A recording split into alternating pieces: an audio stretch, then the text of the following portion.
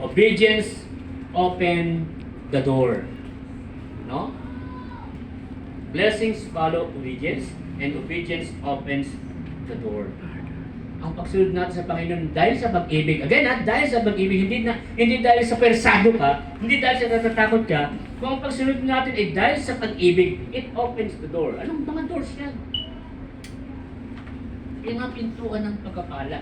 Unang-una na, hindi ka mawawala ng pagkain sa pagkulong. Dahil sa yung pagmamahal sa Panginoon. Ano sabi ng Panginoon ni Kristo nung nasa earth pa siya, sabi niya, seek ye first my kingdom and my righteousness, and all these things shall be followed. Ano kaya yung things na yun na ang lahat ng mga bagay ay pagkakalob sa inyo? Ano yun? Sa paligid, ano yun? Blessings. Open doors. May mga pintuan siya, may mga bintana siya na bubuksan para sa buhay mo. Amen ba? Amen. Amen, mga kapatid. Totoo po yan. It is a promise, mga kapatid. Ito po yung pangako. No? Ito yung command ng Panginoon, yung mga sinasabi niyang, if you love me, keep my commandments, mga kapatid, designed yun ng Panginoon for our benefits. Amen ba? Amen. Dinesign yun ng Panginoon para sa ating benepisyo. No, mga kapatid, no? Hindi tayo lilimitahan. No? Hindi para limitahan tayo, mga kapatid, no? When we obey, ito ba sasabihin ko sa inyo, no? When we obey, listen to this. When we obey, we position ourselves under His covering and blessing. Amen ba? Amen. Pinoposition mo yung sarili mo sa covering niya. Yun yung open doors. The Lord's covering. Yung pag sinabing covering, yung pag-iingat sa inyo ng Panginoon. Yung pagka-yakap sa inyo ng Panginoon. No? At yung kanyang pagpapala. Naalala ko si Apostle Peter. Hindi niya pakilala si Lord. Galing sila sa pamangka. Ang isla sa laot. Sa Galilee. Wala silang nahuli. Bardolan. Wala silang nahuli. Punta na sila sa pangpang. Walang huli. Nakita mo siguro yung itsura ng mga walang huli. Lulugo-lugo yun, di ba? Lulugo-lugo. Nililinis nila ng bangka kasi puro dumi lang nahuli nila. Dumating si Kristo. Sabi ng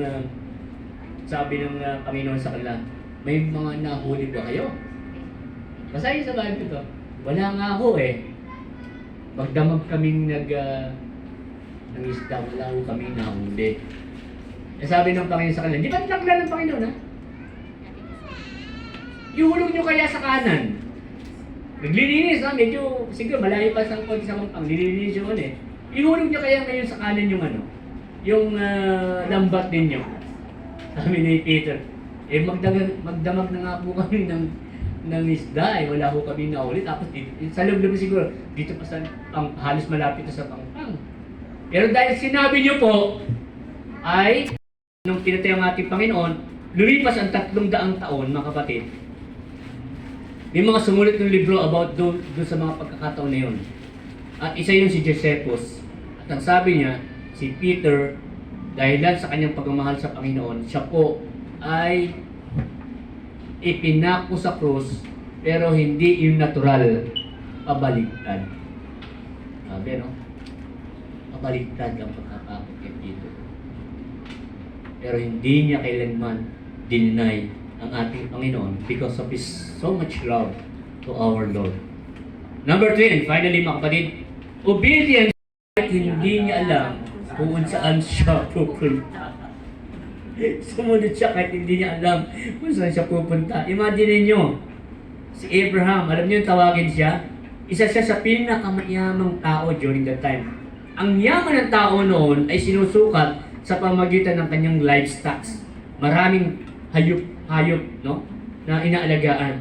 At itong si Abraham, mga kapatid, bagamat mayaman na siya, nung sinabi ng Panginoon sa kanya, sumunod ka sa akin at dadaling kita sa lugar na kung saan ikaw ay aking pagpapalain. At sumunod nga po ito si Abraham. Sometimes, mga kapatid, yung pagsunod, hindi logical eh. Walang sense eh. Pero dahil sabi ng Panginoon, ginagawa natin.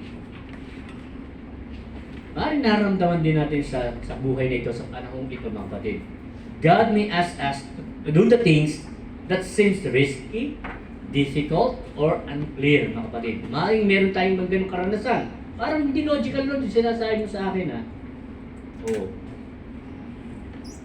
Doon papasok ang faith. Tama ba, Sir Tess?